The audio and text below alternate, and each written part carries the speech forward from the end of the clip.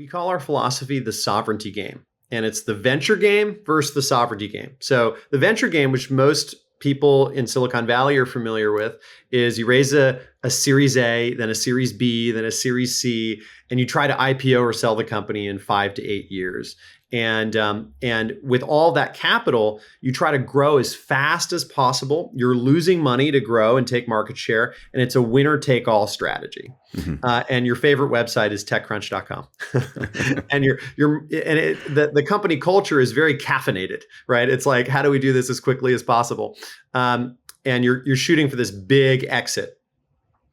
And you know that if you don't raise the next round, you might actually go bust because it's a loss-making company. So it's very fragile. You really need to kind of get very lucky. You're dependent on capital markets to agree with you, and you pretty quickly lose control of your board because these people writing big checks are taking board seats, and so usually by the Series A or B, you no longer have real control of your company. That's the venture game. The sovereignty game is raise as little capital as possible to get to profitability at scale. We call that escape velocity. And escape velocity has different levels. So level -1, you're losing money, you're burning money. 0 is break even. 1 is you're making money, but not enough money to really optimally reinvest in the company.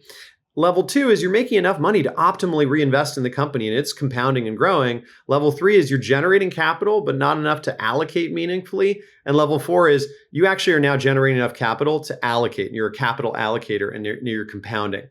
And the time horizon is very long in the sovereignty game. You're shooting for 20 plus years.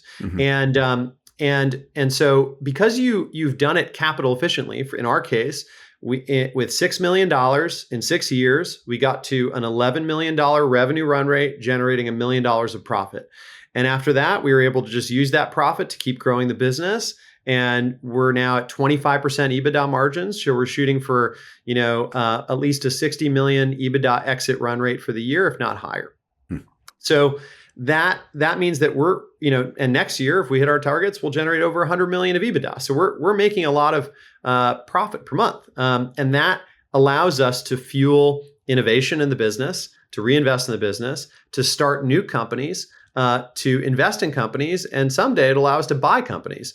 And that's what capital allocators do. There's 8 buckets in capital allocation. You can either keep the cash on balance sheet as insurance for a rainy day. You can pay off any debt that you've raised. You can reinvest in your business. You can start new businesses. You can invest in businesses. You can buy businesses. You can do buybacks or dividends. And those are the 8 buckets. And so the sovereignty game ends up with a very different exit mechanism. So there's 5 ways equity turns into money. Equity turns into money through an IPO, through an M&A, through a dividend, through a buyback, or through a secondary.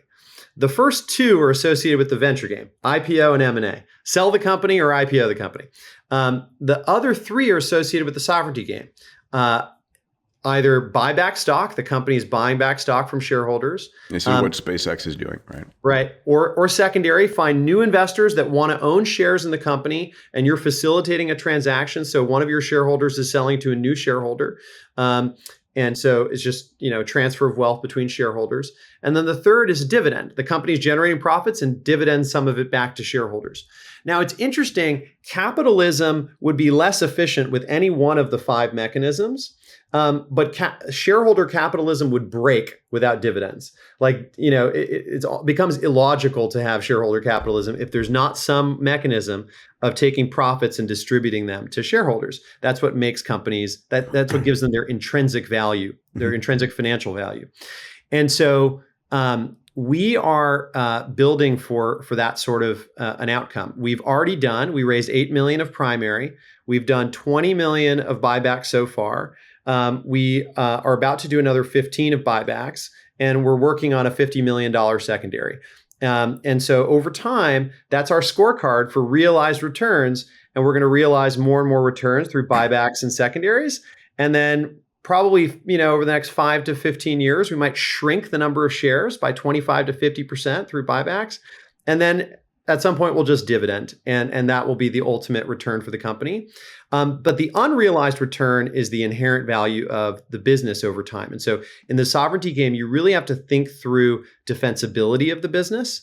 So if your time horizon is longer, how do you know that the business is even going to be around in 10 years? You need a moat. And there's a whole theory for how to build a moat around a company. And that's the sovereignty game.